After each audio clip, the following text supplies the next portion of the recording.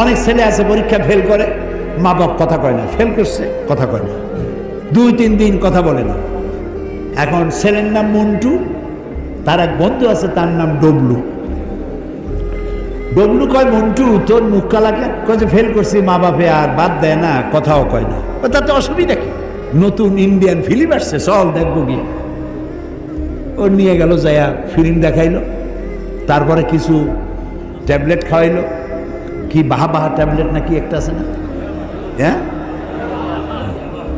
ওই যে ট্যাবলেট খাওয়াইলো। তারপরে বলে একদিন খাইলে কি হয়, তারপরে একটু ফেন্সিডিল খাওয়াইলো, এরপর বড় কিছু খাওয়াইলো, তারপরে খারাপ জায়গায় নিয়ে গেল। 3 দিন যে আপনি কথা বলেন নাই, কি মারাত্মক কাজ করেছেন আপনি কি জানেন? আপনি সর্বনাশ করেছেন আপনার কলিজার টুকরা সন্তান।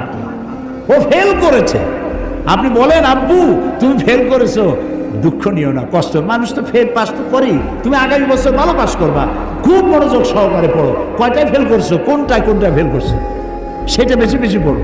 একজনে তো শুনছে তার ছেলে ফেল করছে, তাই আলহামদুলিল্লাহ। ছেলে ফেল করছে তা আপনি আলহামদুলিল্লাহ করেন, যে ফেল করবে এ যোগ্যতাও আছে কিনা আমার সন্দেহ ছিল। আপনি একটু আদর করিয়া যদি ঘরে নিতে পারেন, তো এই বাচ্চাটারে আপনি ঘরের বাইর করবেন কেন? আপনার সন্তান আপনি শত্রুতা করে ঘরের থেকে বের করে দিবেন কেন? বাচ্চাগুলিকে ভালোবাসুন। রাসূল সাল্লাল্লাহু আলাইহি ওয়াসাল্লাম মজলিসে বসে আছেন, দেখতে পাচ্ছেন হযরত জারীর রাদিয়াল্লাহু তাআলা আনহু। জারীর, আপনাদের কারো ছেলের নাম রেখে দিন জারীর, জারীর, আনাস, জুবায়ের, জাবের, এইসব নাম রাখবেন।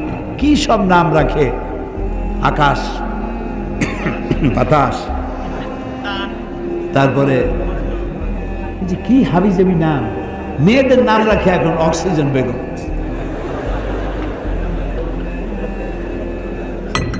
আল্লাহ হেদায়েত করুক, বলেন আমিন।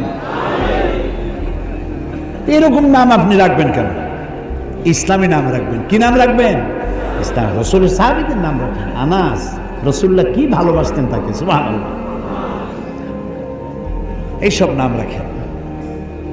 তো জারীর রাদিয়াল্লাহু তাআলা আনহু, তিনি যদি কোন মজলিসে আসতেন, সাহাবীরা বলতেন আমাদের মধ্যে এক ফালি চাঁদ উদিত হয়েছে, এত সুন্দর ছিলেন তিনি দেখতে। মজলিসে জায়গা পান নাই, দাঁড়ায় আছেন, রাসূলের দৃষ্টি এড়ায় নাই। রাসূলুল্লাহ নিজের চাদরটা খুলে ফিকে মারলেন, ইজলিস ইয়া জারীর, ও জারীর তুমি আমার চাদরের উপরে বসো। আল্লাহু আকবার। বিশ্ব নবী